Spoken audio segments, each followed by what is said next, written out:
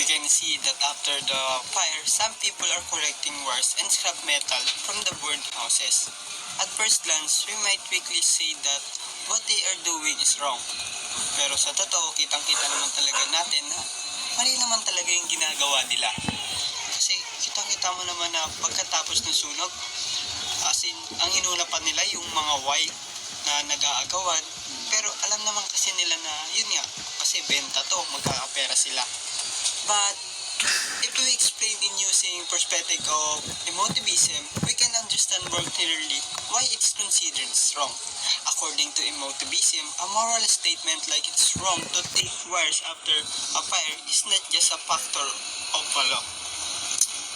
It's actually an expression of our feelings. Here we are showing our anger and disappointment toward who would take advantage of the situation. And at the same time, we are showing our compassion and sympathy for the victims who lost their homes. When we say it is wrong, we are not only expressing our own emotion, we also want to influence how others feel. We want them to share the same sympathy for the victims and the same condemnation of those who exploit the tragedy. In this way, people are encouraged to choose the right action to help instead of taking advantage. So emotivism is the best way to explain the situation. It shows that morality is deeply connected to our emotion.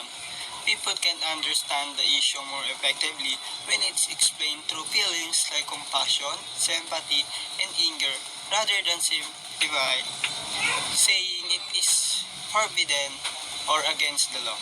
Emotion make the message more powerful and help us see more clearly why such action are wrong. So, yun nga, dahil nga sa emotivism, napakita doon na mali talaga. Diba? So, for example na lang talaga. For example, isa ako doon sa mga nakikipaghilahan ng wire para makakuha nun at para makabenta. So, para sa akin, isa ko, dahil nga nakikipaghilahan ako, pag nakakuha ko, syempre matutuwa ako kasi may maibebenta ako, din magkakapera ako. Pero, ang hindi ko alam is mali yung talaga yung ginagawa ko kasi yung wire na yon is may pagmay-aari nun. So parang ninakaw ko din. Saka, hindi lang sa ninakaw ko din kasi imbis na tumulong ako dun sa mga nasunugan, mas sinuna ko pa yung sarili ko kasi nga nakipag-agawan pa ako dun, nakipagkuha pa ako. So, yun yung masasabi ko na kaya mali rin talaga yung nasa video. In the end, this video reminds us that morality is not just about rules, it is also about our human feelings. By expressing compassion for the victim and condemning exploitation, we encourage one another to act with kindness and integrity. And that is the true power of emotivism. It connects what is right and wrong to the emotion that make us human.